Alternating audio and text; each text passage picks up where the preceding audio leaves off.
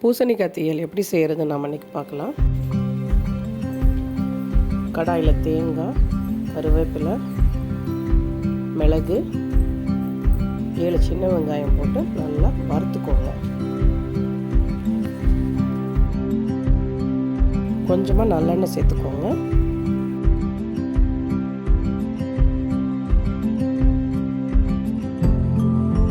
தேங்காய் நல்லா வறுத்துருச்சுங்க. இப்போ மிளகாத்தூள், தனியாத்தூள், கொஞ்சமாக நல்லெண்ணெய் சேர்த்து நல்லா மிக்ஸ் பண்ணிக்கோங்க. ஸ்டவ் ஆஃப் பண்ணிடுங்க. கடாய் நல்லா சூடாக இருக்கும், அதனால் ஸ்டவ் ஆஃப் பண்ணிவிட்டு அந்த தூளை போட்டு நல்லா மிக்ஸ் பண்ணிக்கோங்க. நல்லா ஆற வச்சு இதை நல்லா அரைச்சி வச்சுருங்க.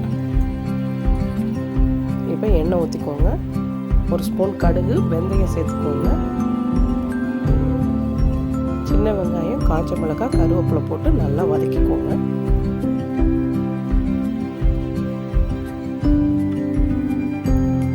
வதங்கிடுச்சுங்க. இப்போ சின்னதாக கட் பண்ணி வச்சுருக்க பூசணிக்காய் இதில் சேர்த்துக்கோங்க.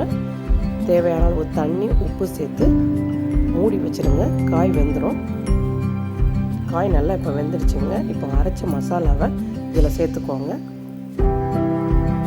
தேவையான அளவு புளி கரைசல், உப்பு சேர்த்து கொதிக்க விட்டுருங்க. குழம்பு நல்லா கொதிச்சு வருதுங்க. அவ்வளோதாங்க, அருமையான பூசணிக்காய் தீயல் ரெடிங்க.